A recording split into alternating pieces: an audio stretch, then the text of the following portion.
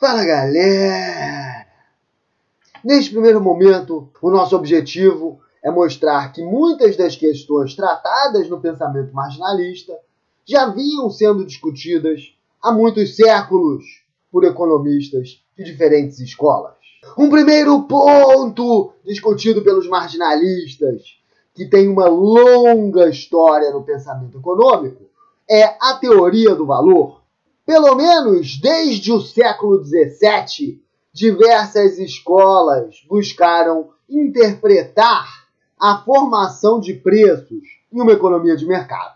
Uma primeira explicação para a formação dos preços em uma economia de mercado foi formulada por Locke. De acordo com essa explicação, que corresponde em grande medida à percepção dos comerciantes, os preços são formados basicamente pela oscilação da oferta e da demanda. Esta teoria não está errada. Praticamente todos os economistas concordam com ela. O problema é que ela não explica o que determina o nível de oferta e o nível de demanda. Uma segunda explicação para a determinação dos preços ficou conhecida como a teoria do valor utilidade. Um dos primeiros autores a defender esta teoria foi o velho Barbon. Barbon reconhecia que as flutuações de oferta e demanda determinam de fato os preços. No entanto, para Barbon, os preços de mercado flutuam em torno de um valor que é determinado pela utilidade da mercadoria. Uma terceira explicação para a formação dos preços diz que os preços flutuam em torno do valor que é determinado pelos custos de produção. Um dos primeiros autores a defender uma teoria do valor-custo foi Stewart. De acordo com Stewart, os preços flutuam em torno do valor que é determinado pela soma dos salários, dos equipamentos e das matérias-primas. Uma quarta explicação bem antiga para a formação dos preços é a teoria do valor-trabalho. Um dos primeiros autores a defender a teoria do valor-trabalho foi William Petty. Petty argumentava que os preços de mercado flutuam ao sabor da oferta e da demanda. No entanto, estas flutuações dos preços do mercado se davam em torno do preço natural, que era determinado pela quantidade de trabalho necessária à produção das mercadorias.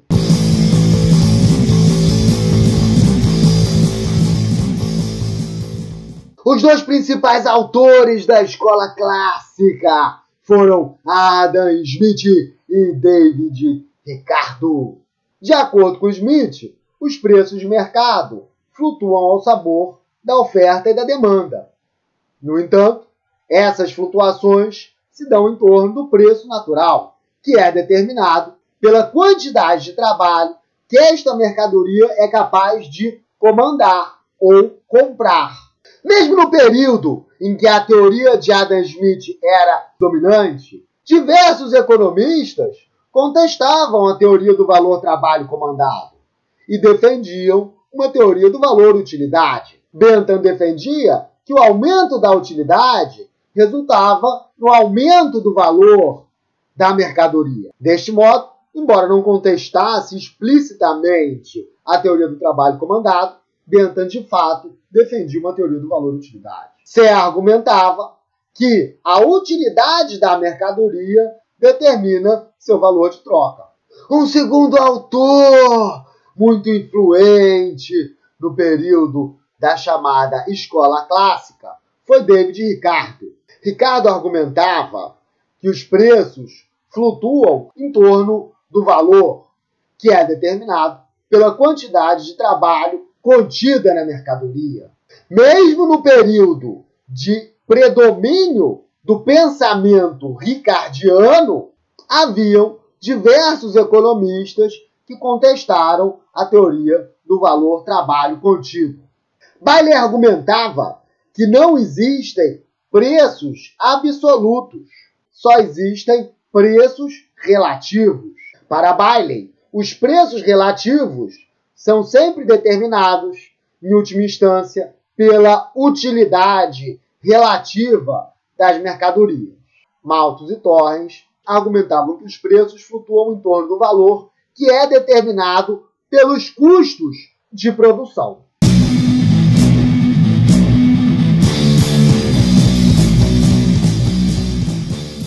Em meados do século XIX, diversos autores já vinham trabalhando com a noção de custo marginal e de utilidade marginal. Cournot já havia formulado a tese de que as empresas maximizam lucro quando a receita marginal é igual ao custo marginal e argumentou que, em concorrência perfeita, as empresas maximizam lucro quando o custo marginal se iguala ao preço de mercado. Nós vemos assim que a regra marginalista de maximização de lucro é, de fato, bem anterior à escola marginalista. Gosen argumentava que a maximização da utilidade ocorre quando a utilidade marginal relativa é igual aos preços relativos. Deste modo, Gosen adianta os elementos centrais da teoria da maximização da utilidade da escola marginalista. Van Tannen argumenta que o uso de cada fator aumenta até o ponto em que o preço do fator se iguala à produtividade marginal do fator. Deste modo, adianta um elemento central da teoria da distribuição de renda na escola neoclássica.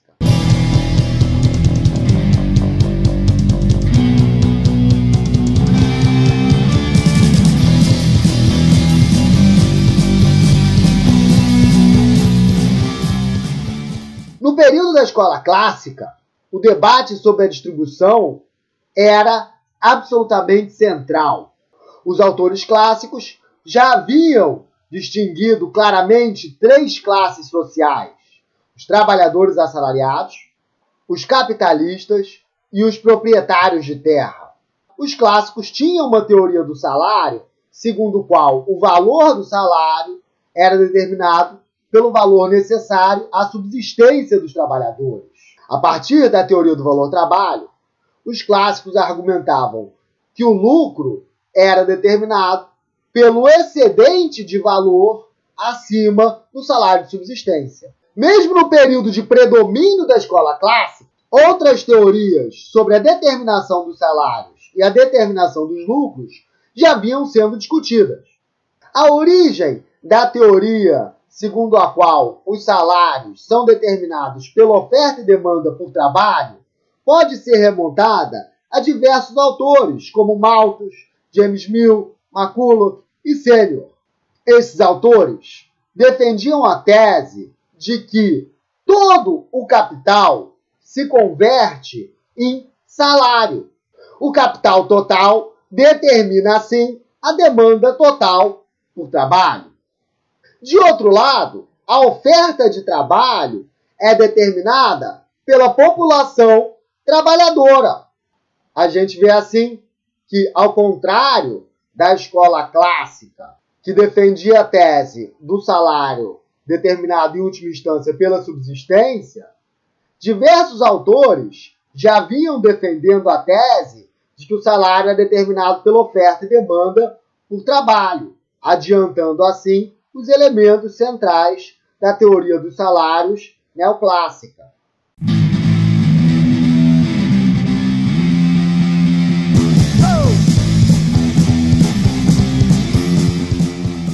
Ainda no período de predomínio da escola clássica, diversos autores já vinham defendendo a tese de que o lucro era a remuneração pela produtividade do capital ou pela abstinência dos capitalistas.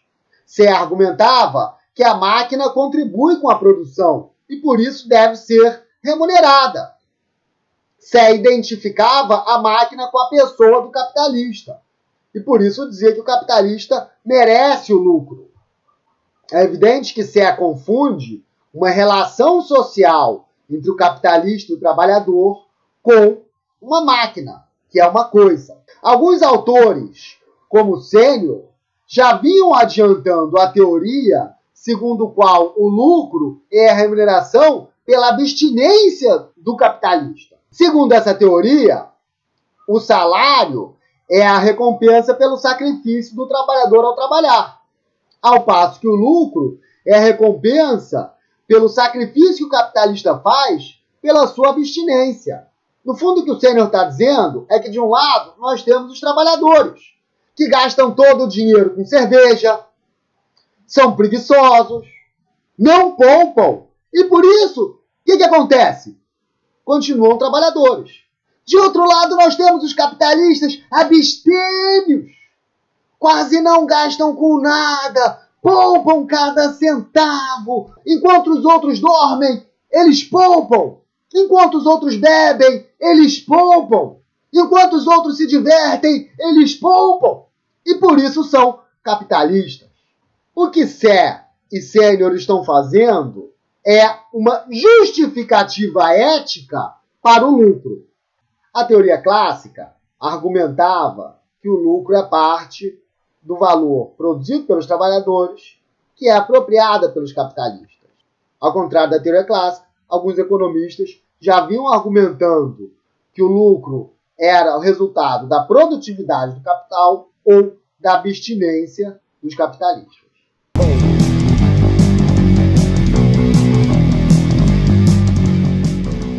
Outro elemento central, defendido pela escola neoclássica, que já vinha sendo apontado por diversos autores, era a tese de harmonia dos interesses sociais.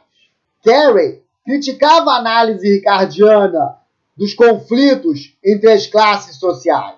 De acordo com Carey, o progresso técnico resultava em uma tendência ao aumento dos salários e, assim, ao aumento da participação dos trabalhadores na renda. Bastiat também criticava a análise clássica dos conflitos entre as classes sociais. De acordo com Bastiat, os trabalhadores prestam um serviço que causa uma dor decorrente do trabalho e, por isso, recebem uma recompensa, o salário. Os capitalistas também prestam um serviço que causa uma dor da abstinência e, por isso, recebem uma recompensa, os lucros.